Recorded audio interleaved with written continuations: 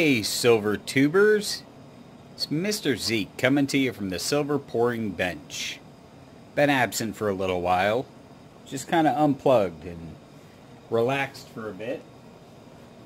I took some time to read some books. Still reading books, but thought I would pop in, say hi to everybody. I caught a few videos today. I apologize to those of you that I haven't been up to date on your videos, but like I said, I just kind of unplugged for a little bit.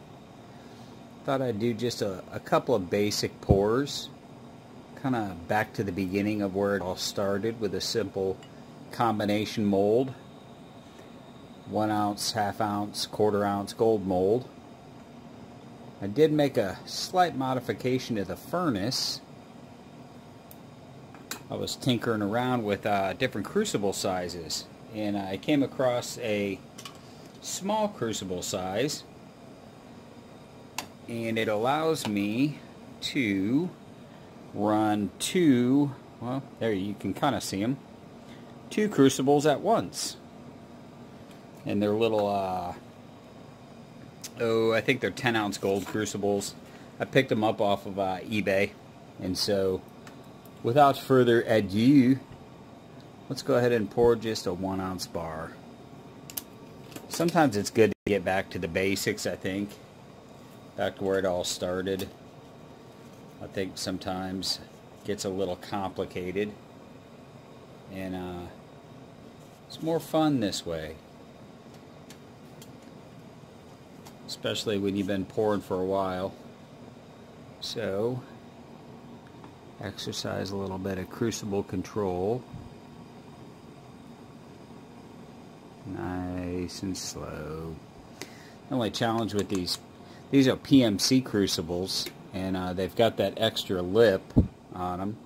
That bar came out okay, but I'm going to pour it again. With that extra lip, they cool faster. But here's the neat part, is I got two crucibles in there. So I can go ahead and put the one back in to remelt and grab the other crucible and pour it. So let's see if we can get it to pour without cooling off too fast. Oh yeah, there we go. That one poured nice. And I'll top that crucible off, and I'll have two more heating rather. I hope everybody out there's having a good time. I haven't seen many pouring videos lately. I did catch Hi-Ho's 4 years on YouTube video. That was pretty cool. Yeah, we got a good decent 1 ounce bar there. So I'll be back in just a second and we'll pour another one. And we're back. And I changed up molds. I went with a little wider mold this time. It's still a simple bar mold. And open up the furnace. Grab the crucible. And give her a pour. It's so funny when you see these tiny little crucibles. Look at that. Oh, that one came out nice. It's so cute. Oh, I didn't want to pour anything special, spectacular. Didn't need to create any 3D images. I just wanted to pour something that kind of reminded me of how this all started. You know, when I originally started pouring, just the joy of a poured ingot.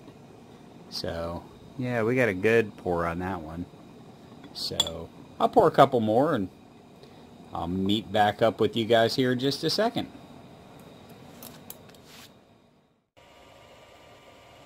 And we're back, silver tubers. And so here are the results of this evening's pours. Let's see, I can't remember the order. Okay, bar number 1. Exactly where I started. The first style bars I poured were basic 1 ounce bars. I haven't stamped any of these. I just tumbled them for a few minutes and then pulled them out of the tumbler. And then I used that little wider mold. And then I decided I would pour a couple of buttons. Nice 1-ounce buttons. I think these will make, I think I can probably edge stamp these. Edge lettering. I think I'll edge letter Mr. Zeke and then put the tree on the top. I don't know. And then this one got a little character to it. Got some concentric off-center cooling lines on it. Should make for a nice stamping area right in the center where that dimple is. The little dimple. And then it's got plenty of real estate on the edge to use those 2mm stamps I got and give it some edge character as well. Maybe I'll just stamp little skulls around the edge. I don't know. Anyway, and then these are some pours I've done recently. Haven't really been showing stuff off. There's the 1 ounce. It's actually just a hair over an ounce Troy. It's like 1.1 ounce Troy. So I just stamped it OZT ounce Troy. And that's kind of a character. It's got a little character to it. 999. 999. 999. And then what, I don't know what to call this one. A football? It's 2 ounces Troy. And I stamped the end, the 999 F fine silver. And give it a nice hammer finish. I was just tinkering around with different shapes. And the 12-grammer pocket carry that I carry. I cast this one with a rather large watch battery, so I could get that real thin coin size profile. But this one I kind of carry around with me. Anyhow, and then other stuff I've been doing. I picked up 10 of the older Libertads, the Anzas, 82 to 85s. Add them to the stack of the Anzas that I love so much. I like these so much more than the modern Libertads, but not that there's anything wrong with the modern Libertads. There's an 82 right there. So 10 of those. And I did pick up the latest in the Egyptian series. Oh, it's got a coin orientation rather than a metal. So I figure I started it, I might as well keep going with it as long as they're going to keep going with it. And so they do have tremendous detail. And that's one thing that I've been impressed with this series about, is just the level of detail that they've put into, get it to focus again. The level of detail they've put into these really surpasses a lot of the other 2 ounce that I've seen. So, and it's fine detail. It's not just, we're going to stamp it really hard and create sharp edges. This is a lot of these have a lot of fine detail to them. Working on my constitutional. My goal for adding another $250 in constitutional. I've been focusing on dimes because I can pick up a roll of dimes each week. Picked up this roll. This one was kind of neat. I put it in a nickel container because this is a Pittsburgh Branch Federal Reserve of Cleveland $5 in dimes original roll.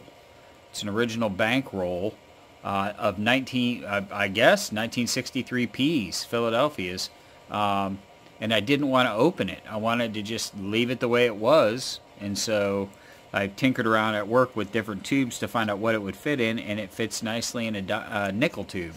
And so that's a $5 pickup, but still in the bank tube. At least I think this is a nickel tube. Yeah, nickels. There it is, nickel tube. So I got to put some padding in there so it doesn't slide back and forth and break open that roll. But anywho, and reminiscent of living in Deutschland, my wife had taught in Hanau, and this came through the shop. It's Harris, and I did not realize that they were based out of Hanau, Germany. And it's so funny because, we went to Hanau many times, and that was pre my interest in precious metals. I was interested in other things back then. But it's very interesting that this one has the Hanau on there. So I picked that up. And lastly, for show and tell for this evening, and I appreciate you guys sticking with me this long, I picked up this very unique franc. It's the Hercules franc that someone somewhere along the way had modified. 1876, I think it's a 5 franc, but this one has, you can see they split it and then put it back together. And one side has clippers, little scissors for scissoring things, and the other side has, let's see, which way, has a nail file.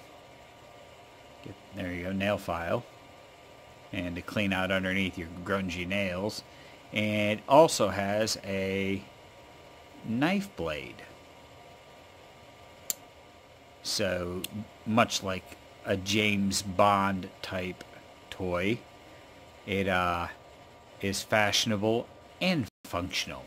So, that's kind of a state of the Mr. Zeke Union, what's been going down in Mr. Zeke land. I just kind of unplug for a while, clear my head, get my feet under me, do some reading, living a little bit.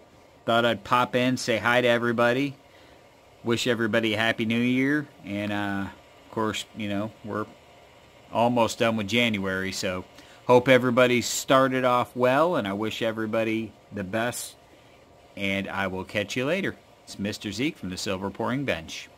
Cheers, everybody.